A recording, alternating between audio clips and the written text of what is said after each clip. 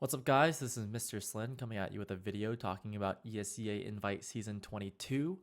I just got back from my trip to DreamHack Austin. I'm super tired, but I knew that I had to talk about these rosters, about these teams, about the invite poll that just got released earlier today, because this is going to be a big season coming up here, and I think this is going to be one of the strongest seasons of invite that we've seen in a long time. We're seeing high levels of skilled players coming back to the scene.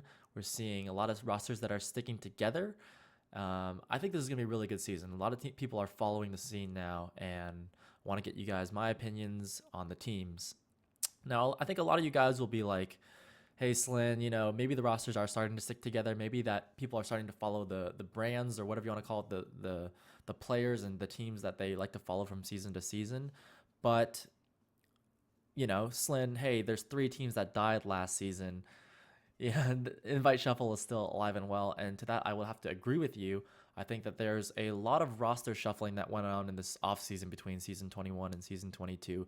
A lot of player movement, and I don't know, just a lot of big news. So let's talk about the rosters here. I think that today we're going to be talking about Froyotech, Ronin, Froyo Black, Bird Noises, Luca Goers, Running with Scissors, EVL Gaming, El Clasico, and then the 3 teams that are in the invite poll are Uncharted, Dog2, and Get a Whale Rodeo Club.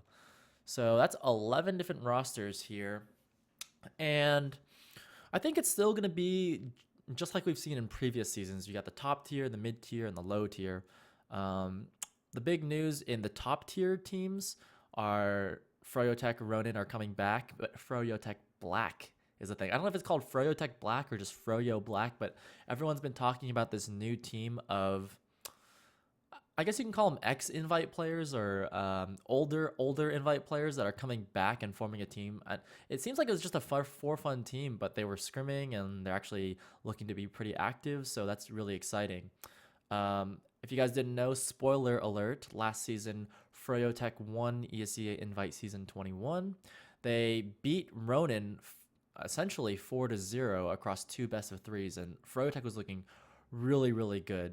And it's a big upset, I believe, because Ronin was the undefeated champion from the previous season. They were just a very strong roster, and Ronin are bringing back the same roster from the last 2 seasons. So it's the same 6 players that you know. Ronin's going to be back, and back with a vengeance, trying to take down Froyotech. Froyotech, they took a really big hit in this offseason here. They lost Clockwork, which is arguably their star player, their best player, their player that they needed, that the player that made the biggest difference, I feel like, from season to season. Like, sure, you could argue that Banny makes a big difference, but the team looked so much better with Clockwork on it. They were originally going to have Decimate play with them, and then when they picked up Clockwork, they were able to take down Ronin on Viaduct, which is a Froyotech map. So not having Clockwork next season is going to really hurt that roster, I feel. So they lost Clockwork. They're going to shuffle Patty over to Scout. Patty was playing Pocket Soldier for them last season, while Banny was playing Roamer. And yeah, Froyotech's roster moved around so many times last season. It's kind of hard to keep track of who's playing what, but the core of the roster is still the same. And I think that the changes that they made last season at the end of the season were very positive for their team. Ninja Nick on Medic is really great. And Free State, big props to him and Muma for really stepping up at the end of last season. They really had a strong finish. So those guys are still going to be there. They picked up Blaze, which is huge news. Blaze, as you guys know, was a world champion player for the previous roster for Froyotech. So they lose Clockwork, but they pick up Blaze. It's not a bad trade there. So Patty's going to move over to Scout, and Banny's going to move over to Pocket. And I actually really like Banny on Pocket. I think he's a really strong main caller for that roster. I think he's going to do really well. Patty on Scout, I don't think he's going to do poorly. I just think that, Patty is a Soldier main, so I really like him on Soldier a lot more than, him on Scout, but I think he'll do just fine there. And for those of you guys who didn't know, actually, Blaze played Scout before he played roaming Soldier in Invite. But Blaze on Roamer is really, really good. So I think that Froyotech is looking pretty strong for next season. I'm curious to see how it actually ends up by the end of the season. I mean, we all know that this is a really active team. maybe with the exception of Blaze, but like everyone else is playing a lot and putting a lot of hours into TF2. So they were able to cover a decent amount of ground in the 3 months that they had to play. And I think that one of the things that you need to consider every season is this sort of arms race where every team has the same amount of time to get good and prepare for the off season. Some teams like Classic Mixup would just no scrim it, and I think Froyo Black is going to be reminiscent of that. Whereas other teams really put in a lot of hours and try and cover a lot of ground and try and make up some ground to catch up to these top level teams. So Froyo Tech definitely put the work in to take down Ronin. And the question is going to be, can they do it again with this roster without Clockwork, who he's playing Overwatch, and it looks like he's moving over to Froyo Tech Black. So Ronin's got the same roster, Froyo Tech a relatively similar roster. Froyo Black is really interesting, and it's the team that people have been talking the most about in Invite. So you have Shade on Medic, Duatna on Demo, Grape on Pocket, that guy Tag on Roamer, Clockwork on Scout, and Sizer on Scout. So that's actually pretty big. Moving Clockwork over from Froyo to Froyo Tech Black is a big move there. You got Sizer, who played on Street Hoops. And for those of you guys who didn't know, Street Hoops died at the end of the last season. So the team that placed third, and a team with a really star-studded roster. They had like so many good players on that team. They just didn't make it. I guess they've been playing for a long time, and I guess a lot of them just don't want to play anymore or something.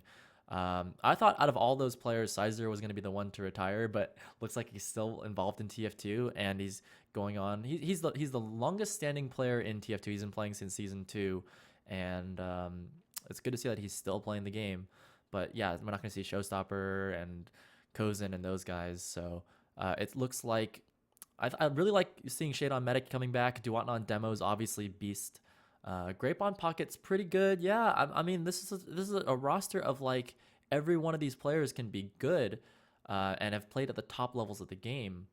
It's just a matter of like how much time are they going to put in if they're actually going to be able to beat Ronin and the other Froyo Tech roster. I think these teams should change their names, by the way, because it's so confusing. I think Froyo Tech should call themselves something else, like almost like Samsung White and Samsung Blue or something, because Froyo Tech Black and Froyo Tech is so confusing. But yeah, Froyo Tech Black is a really strong roster that I don't know how much time they're going to put in the game. I don't think they're going to be really practicing at the levels that you would need to practice in order to take down these top two teams. Like, you know that Froyo Tech is going to be scrimming a lot. You know that Ronin's going to be putting in hours because they don't want to get second place again.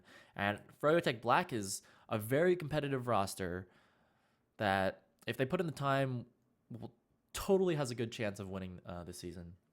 I think these guys, like Tag is still really good at the game, and so is Shade. Like, you could argue that these guys haven't played in a bit, so maybe they're a little rusty, but at this level, you really don't lose that much skill if you take a season off here or there. As is proof through, teams like Classic Mixup, who never scrimmed and they still ended up being one of the top teams in the division every season. So I think Froyo Tech Black's going to do just fine. So those are my top 3 for next season. I think Froyo Tech, Ronin, Froyo Black, those are the top 3 teams. And that's my top tier for season 22. Let's go to the mid-tier rosters here. So I have Bird Noises and Luca Goers holding down the middle of the rosters. Bird Noises placed 5th place last season. Luca Goers is EVL Gaming from last season. They placed 4th.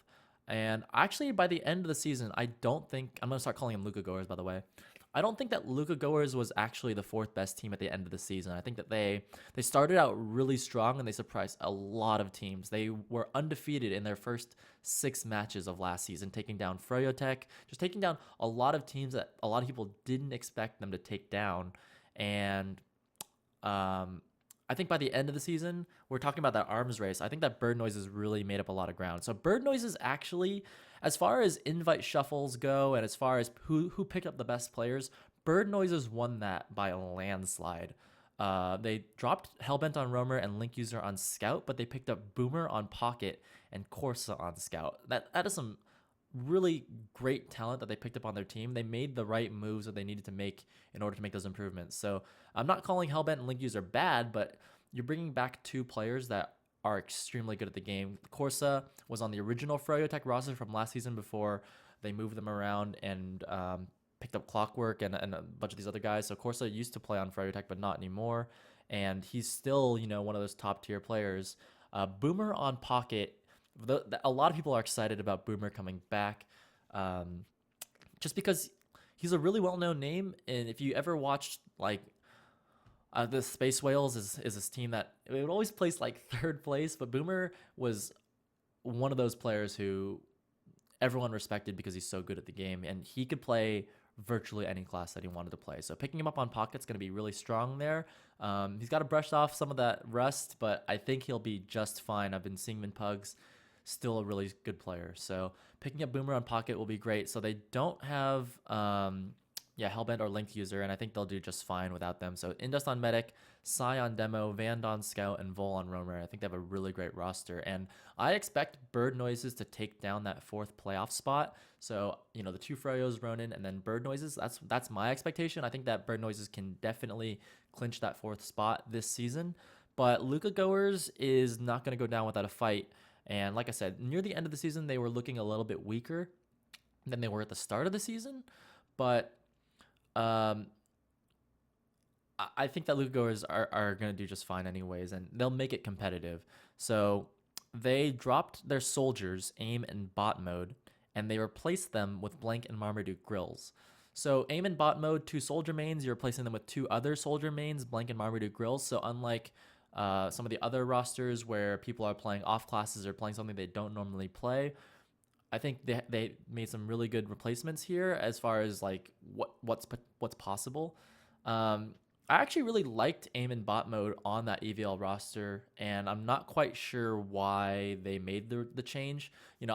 I do talk to a lot of players, but I want to approach it from your guys' perspective, just like my perspective, where it's like just publicly, like what's public knowledge, what's available, because I don't want to betray anyone's trust or anything. And I do think that, like, I'm not quite sure what kind of roster issues they might have had, or if there's any sort of disagreements there, but generally speaking, I really liked aim and bot mode. I feel like they put time into the game and they were really looking good. And Luca Goers is that team that I expected from last season to say, okay, look, they placed fourth last season. If they put in more time, if they gel together even more, they can be even stronger and maybe take more games, regular season games, off of those top three rosters, and maybe take down Bird Noises. But I'm not so sure now that they've made this change, because it is a decent change. It's a lateral move in my opinion, but it's not. You're starting over again, right? You have to build that chemistry back up again. And so Blank is, he's a really good pocket. He's made it to playoffs before. And then you got Marmaduke Grills, who's been playing an Invite for a while. Although I don't think he played last season, so he kind of comes in and out of Invite. But I think he'll do just fine on this roster. So still good teams. I think that, with Bird Noises and Luca Goers, Bird Noises potentially have the capacity to make it really competitive with these other rosters, Froyo Tech, Ronin, Froyo Black. Luca Goers, I feel like they're a little bit more on that outside bubble where, I mean, it'll be interesting to see, like, can they have to prove themselves really to see, can they take down these other teams, because I'm sure that they'll do just fine against the lower tiers of Invite, but against the upper tiers, it's going to be difficult. And that's where there is that three tiers of like top tier, mid tier, low tier, because there is a skill gap even at the Invite level. It seems like an ocean of skill almost. Like, I don't expect Luca Goers to ever beat Froyo Tech this season or to beat Ronin this season. I think there's still a long ways to go for them, but hopefully this roster change is going to be good for them. Now, a lot of you guys might be wondering, like, why did I make the mid tier only Bird Noises and Luca Goers? Why did I not include Running with Scissors? Running with Scissors did well last season. They placed 6th, which is mid tier, and they didn't make that many changes. They dropped Sen, who went over to the new EVL gaming, and they picked up Sezco on Scout, who has historically been able to make playoffs as well. So you'd be asking, like, why isn't Running with Scissors in that mid tier? And I think that, like I said, Bird Noises made these moves that are really strong, and Luca Goers, I think, should be able to hold at least top 5. I would be surprised if they lost to Running with Scissors this season that often. But Running with Scissors, what they have going for them that Luca Goers might not have going for them is the amount of time that they put in the game. I know that, like, a lot of the players on Running with Scissors are very hungry, and that they want to continue to move up the ranks and Invite. And I don't think these guys would be that happy placing sixth place again in invite. So I don't know. I feel like they're on that bubble between mid and the low tiers. So I played it safe and put them in the lower tier. So I put them in the same bucket as EVL Gaming, the new EVL Gaming, which is the team that defeated Running with Scissors back in season 20 when they were in intermediate together. So that's Zillion, Medic, Delpo on demo, High Five Pocket, who's fairly good there, Garbuglio, Roamer, which is also known as Purple Shirt, Sen on Scout, who's a beast, and Scissor on Scout. So I feel like that roster will actually be pretty competitive with Running with Scissors. And that's where I began talking about how this is one of the strongest seasons of Invite we've seen in a long time. So even a team like Running with Scissors is going to find it difficult to be competitive with these other rosters in Invite this season. Like I said, there's just so much talent here. And players are finding themselves not able to get spots on Invite teams that you think they should be able to. Like, for me, the biggest surprise is to see players like Rikachu not playing in Invite next season. He did pretty well on Dog 1, and I would expect to see these guys finding their way into Invite, but it's a really high level of skill in Invite this next season. So like I said, when more of these rosters start to stabilize and stay together over time, more and more players are going to have a harder time breaking into Invite, and intermediate's going to become more competitive, and just the scene will continue to grow. So as far as my low tier rosters or my low Invite rosters, I got like Running with Scissors is like low mid. EVL Gaming I think will be competitive with them, and then El Clasico, which is your winners from intermediate season 21, which is a team that I would consider to be not marginally better than Dog 1, but they were just slightly better. I don't think they were so much better than Dog 1.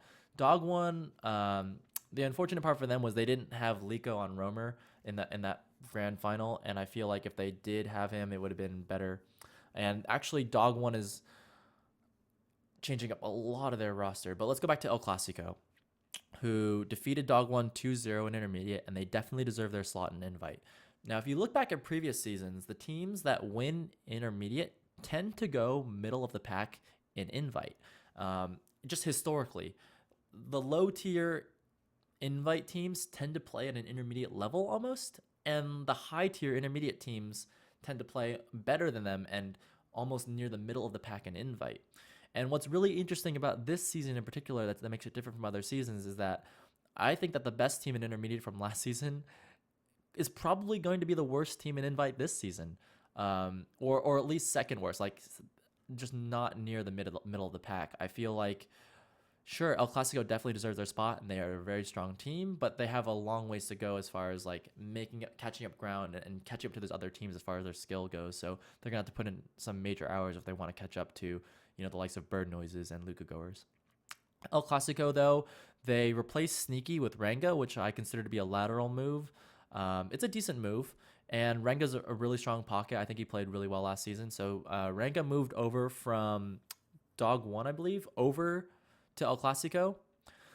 And then Sneaky's not going to be playing this season. So I think that's interesting. But yeah, picking up Ranga is going to be good for El Clasico, and I think they'll do decently fine this season. I mean, this is a growing season for them, and one of the things that I always reinforce is that staying together over time is going to make you so much better than if you just fell apart really early on. So I expect El Clasico to not have the best season, but it'll still be a good season for them, if that makes sense. I don't expect them to win a lot of their matches, but I expect them to grow a lot and learn a lot from this season. And I think that they'll be competitive with EVL Gaming and Running with Scissors, but I still expect them to be near the bottom of the pack. So those are your top 8 teams there. I have, and in no particular order, but kind of from top to bottom, I guess it'd be like Froyotech Ronin, Froyo Black. Then I have Bird Noises, Luca Goers, and then Running with Scissors, EVL Gaming, El Clasico. So let's go to the invite poll here. The 3 teams in the invite poll are Uncharted, Dog 2, and Getaway Rodeo Club. And I'm going to pull the rosters so I can read these out to you guys so you kind of have a good idea of what the teams are like. Dog 2 is Blues and X on Scout, Rolling on Roamer, Fruit on Pocket, May on Demo, Cookie Jake on Medic. Getaway Rodeo Club is D-Flame and Pie Hero on Scout, Dagger on Roamer, Shiki on Pocket, Jeremy on Demo Man. And Uncharted is Moo, Split, Hellbent, on Roamer. Oh, sorry, Moo and Split on Scout, Hellbent on Roamer, Sure Shot, Pocket, Mousy, Demoman, and Lucrative Medic. So I'm just going to go ahead and say it right away. I think that Getaway Rodeo Club is clearly the weakest roster out of the 11 that I've mentioned tonight. I don't think anyone really expects them to go into Invite. This is a team that I don't even know if they expect to go into Invite because the competition is so stiff this season, and I feel like Getaway Rodeo Club just has Invite level potential, but it's if it was any other season, it would be a different story. But I feel like this season's so strong, they're just not going to make the cut. So I expect them to do really well in intermediate, but they won't make it this season. So you're really looking at Dog 2 versus Uncharted. So let's go to Uncharted first. Uncharted is basically a reformation of the Bugs from last season. And the Bugs is a team that really had a mediocre performance in season 21. They got third. They were like third to last place. They placed seventh. So they were 3-13 win to loss, which is really quite awful. And one of those wins was a forfeit win. And then the other two wins were against the 8th and ninth place teams in Invite. So they just did not have a good season. But, not a lot of people expected them to do that well. They were just a typical low-tier Invite team. So they kept only two of the players from the previous season. They kept Moo on Scout, I don't know if it's Mew, but Mew on Scout and Mousy on Demo Man. And those are two really strong players to keep. I think Mousy is a player that I really like just because he had so much potential when he was playing on like Zen City, and he's been chasing that ever since, I feel. And I think Mousy has the potential to go really far in Invite. So I really like that there, but the rest of the roster is a bunch of players that I guess they weren't necessarily, there weren't other rosters for them to look at. So Hellbent from Bird Noises is going to be playing with them, and then Lucrative and Sure Shot. Sure Shot, you guys might know him from Muscle Milk and Mulligan, so he's like strong player for a long time. But I think this is for Sure Shot and Lucrative. This is a season where they're going to like really prove themselves. Like, hey, we can still hang an invite. We can still do really well. And then for Split on Scout, I think I don't really know that much about Split, to be honest, but I'm hoping he'll do okay. I mean, I've been playing against him in Pugs, and he does quite well. So, it's that team up against Dog 2. Now, the curious thing about Dog 2, a lot of people recognize the name Dog 2 because the team that got second place in intermediate last season was Dog 1. But the rosters between Dog 1 and Dog 2 are so vastly different. It's just a completely different team, almost like the Froyotech of last season being basically only Banny from Froyotech, and then the rest of it was Strawberry Mangoes until they picked up Clockwork. But Dog 2, the only surviving player from Dog 1 is Cookie Jake. And I feel like that's a good and a bad thing. Like, I'm not trying to knock on Cookie Jake, but I feel like they lost a lot of talent there. Like I said, I'm a really big fan of Lico on Roamer, and I guess he's moving back to Brazil or something like that, so he's not going to be able to play next season. So that's a big loss there. And then Rikachu on Demo Man, I feel like is a mistake, but I don't really know that much about it, so I'm not really going to talk too much about it, but I feel like Rikachu personally is a really strong Demo Man, and he's played an invite before, and I'd really like to see him there again. And I feel like he was one of the strongest players on Dog 1 from last season. He had a really good performance in the grand finals, but they just didn't make the cut. And I'm sad to not see him on this roster. They picked up May instead. May has played 2 seasons of intermediate prior to this on a team called Six Guys Off, who placed 6th place in season 19 and then 4th place in season 20.